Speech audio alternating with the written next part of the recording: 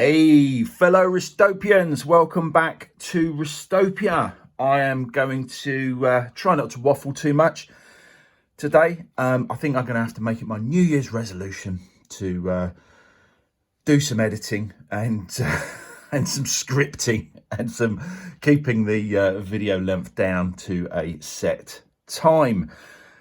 So, a bit of a rant today. A bit of a rant. Is it a bit of a rant? A joyous rant.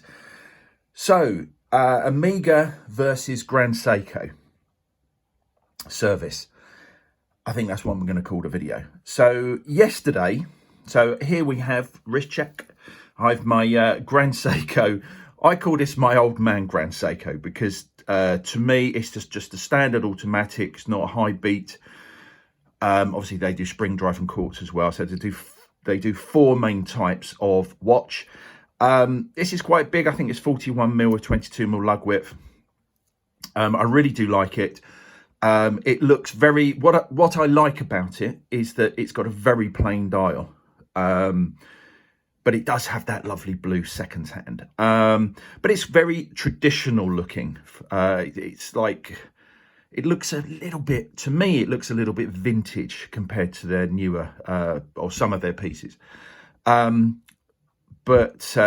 so I sort of, just feel it's quite a traditional looking Grand Seiko, which is what I love about it.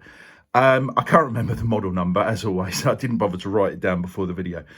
But yeah, I really like this. It's quite a very big sort of dressier style watch. But yeah, so I am in the Grand Seiko GS9 Club, which is, I know they're in America. They've got the American, club, and they've got the UK club. And via that, I get a lot of goodies sent to me. I get a lot of invites to events, which I've been to quite a few. And yes, it's a club, isn't it? So you get if you join any club. I remember I was in the Star Wars club when I was a kid, and they'd send you things every now and then.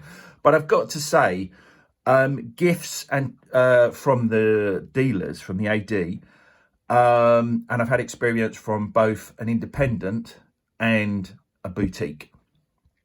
But yeah, you are treated very well. I think the watch buying experience is very similar, but when you're part of the GS9 Club, you do feel part of the brand. And I would definitely anyone who has a Grand Seiko, definitely join the GS9 Club. So yesterday, this little lot arrived. So we have a nice Christmas card there.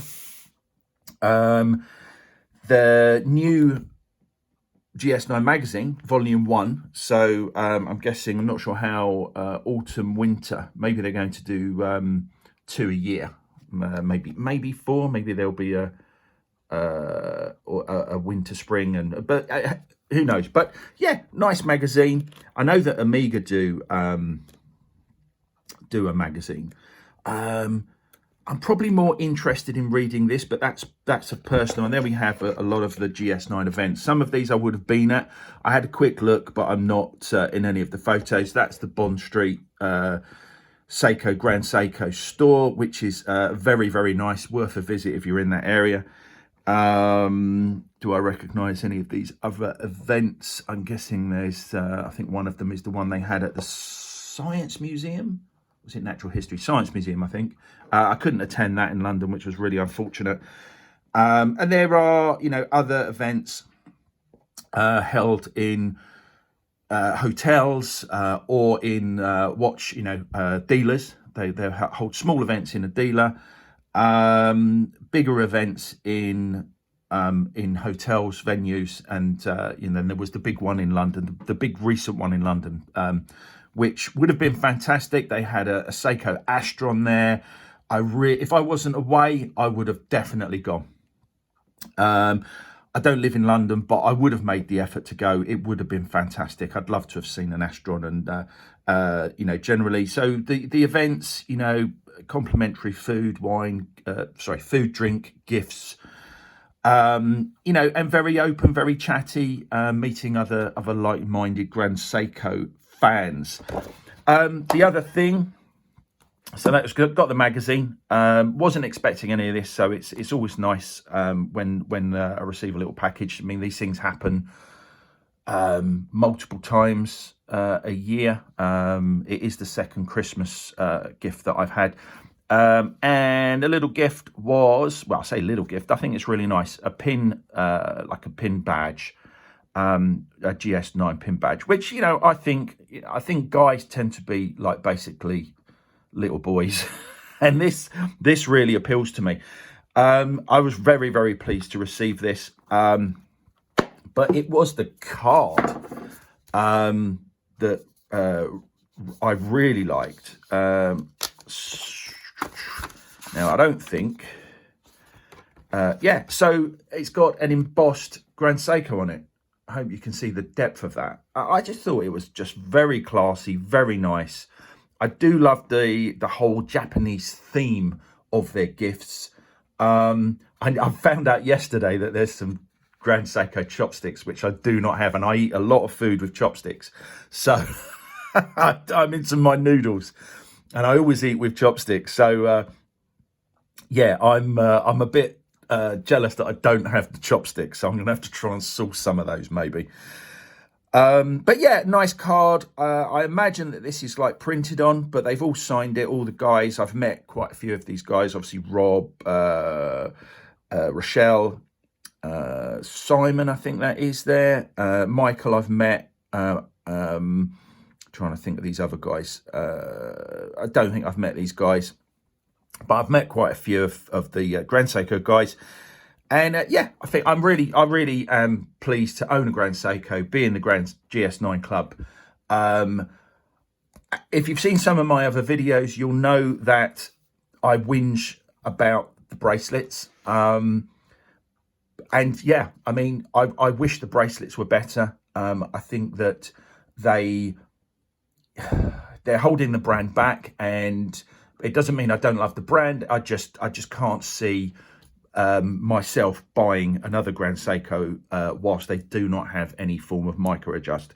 And the brand do not seem to know how to get, they do not seem to know that these bracelets have 3mm adjustment on them, either the brand or the authorized dealers. And I find that shocking. But I'd like it to change. You know, I'd like that to change. I'd like other things about the brand to change. If that, you know, at the moment, because that's not changing, it hasn't changed for a long time, I am not particularly interested in the brand's products, but I do love the brand. But the reason for this video really was comparing it, and I don't have an Amiga to hand, but I've got my Planet Ocean, 600 meters, but it was really comparing the experience of owning these two brands. Now, you hear a lot about Amiga, you know, fans saying that they had an amazing experience with Amiga, but I've never really understood what that amazing experience is, because my experience with Amiga is pretty much like any other retail watch, high-end watch buying experience. You know, you go in, you can either purchase the watch there and then, or you have to order it. And, you know, you're offered a drink, an alcoholic drink, a coffee. You may or may not get a gift. I think I've only ever got a gift at point of sale once, and that was a pen from Amiga, and that was after I negotiated a discount. And the sales lady, who was really nice, didn't have to give me a gift, but she just popped a pen in the bag for me. I think that was to do with the chat that we had, and she just felt, you know, that, you know, it would be nice to give me a gift on top of my, which was still a very expensive watch purchase. And it was the right thing to do, I think. But the experience with Amiga is exactly the same as any other high-end watch brand, you know, that I've ever purchased with. I mean, to me, it's the relationship that you build with the authorized dealer, whichever brand that is, whether it be Tudor, Grand Seiko, Amiga.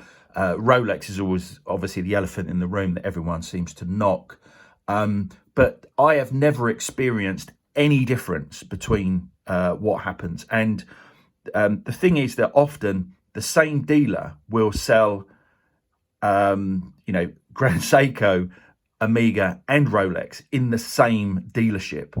And these people don't change. It's not like they change when they're selling different brands. I mean, I know that Rolex kind of have, only certain people can sell a Rolex, whereas I'm guessing everyone in the store could sell an Amiga or a Grand Seiko. But the store is still the same place. And, I've bought different brands from the same person. And I couldn't tell any difference between how they were sold. The experience was no different based on the brand. So that's my feeling, is that the purchasing experience of any sort of high-end high street branded watch is pretty similar.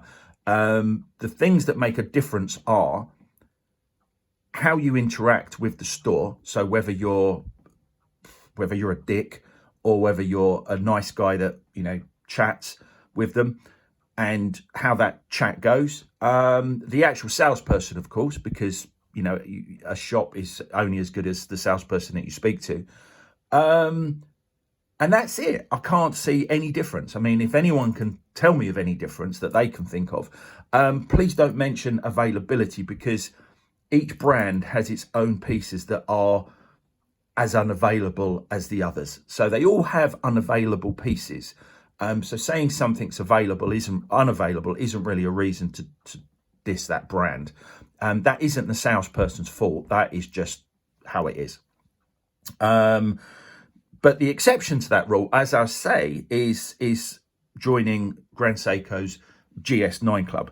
That is the only difference that I've experienced in my time buying watches, and some of those are high-end, high street brands. Some of them are anything from a Casio through a micro brand to a high-end brand. So I've had experience of buying all these things, and I do actually have quite a lot of experience outside of my own personal buying of them.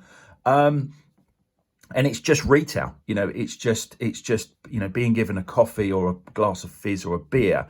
It's just what happens. You don't need to be buying an Amiga. I was a cross between an Amiga and an Omega. An Amiga, to get that, it could be anything. People in retail outlets, if they think that giving you a coffee is going to encourage you, or an alcoholic drink is going to encourage you to buy something, they're going to do that. It's not that they're not paying for these things. Whether it be a colouring book for your kids, or a glass of fizz, or something. The people in the shop who are normally on commission, and even if they're not on commission, they have targets. They're there to sell things. They want to sell stuff. If they can make that sale go through by giving you something that they haven't paid for, they're going to do it.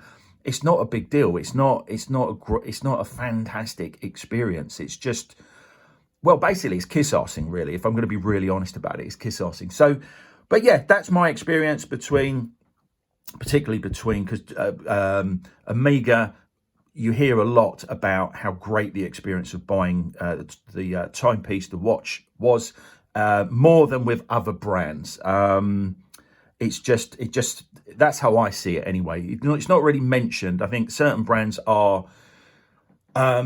people have a go, people moan about the experience of trying to buy one. But I think every time that they actually get to buy one, it's obviously a good experience. It's a good experience, isn't it? You go into a shop. When I go into shop, I want to be able to get the thing that I want at the price I want to pay and walk out with it. To me, that's a great experience. I mean, it doesn't need to be any. If you get a coffee or a glass or a beer, that's fantastic. But it's not something I would call a great experience. But yeah, I'm trying to keep this under 15 minutes, just about done it. Let me know in the comments below. Let me know what you think of the little gifts that I've got here from Grand Seiko. Let me know how you feel about your experiences of buying a watch. But I think it does need to be of actually purchasing it. It can't just be of going in and asking for something, because You know, if I go in and ask for a PlayStation 5 and I don't get one, I can be upset about that and moan about that. But you know, the actual purchasing experience of high-end watches or high-end high street watches, to me is exactly the same. There's no real differences anywhere. But yeah, that's my opinion. Got a couple of watches definitely coming into the channel soon, so I look forward to getting those in front of the camera. Well, you have, I'll see you before Christmas, hopefully. Hi to all my new subscribers. Hope you like the content. Hope I didn't waffle too much with that one. And yeah, and if I did, come back and see me give me another chance next year. Come back and see me in the new year. But for now, one wrist, live it.